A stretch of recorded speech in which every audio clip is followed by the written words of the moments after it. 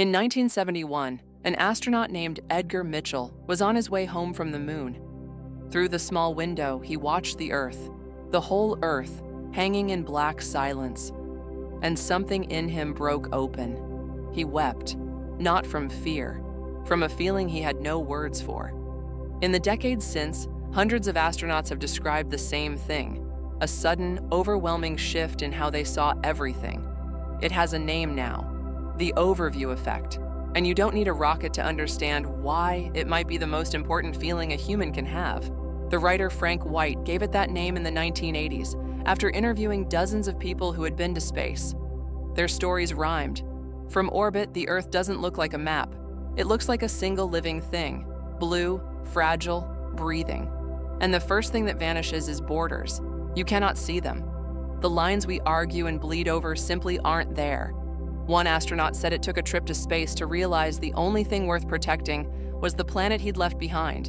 In 1990, the Voyager spacecraft turned its camera around one last time from 6 billion kilometers away and photographed the Earth.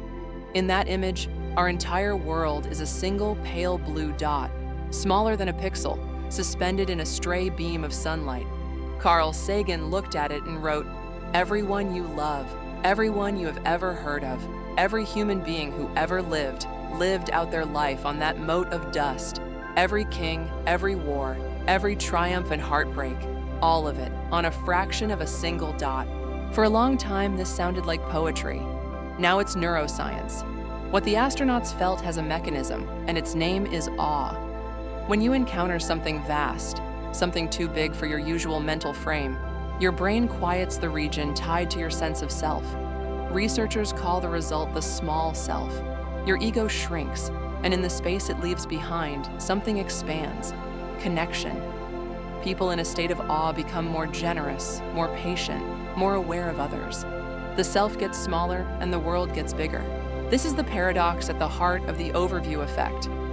You would think that seeing your entire life reduced to a dot would be crushing. For most who feel it, it's the opposite.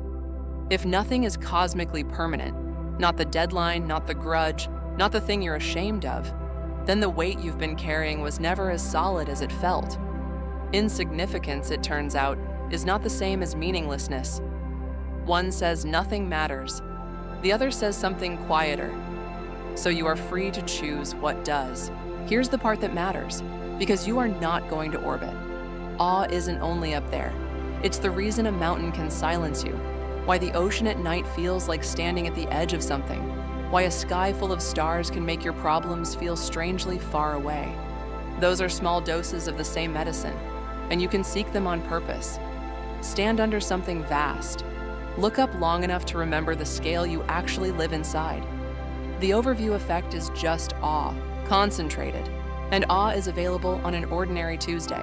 The astronauts came home changed, not because space is beautiful, but because distance told them the truth, that the line between you and everyone else is thinner than it looks, and the planet holding all of it is smaller and more precious than anything we fight about on its surface.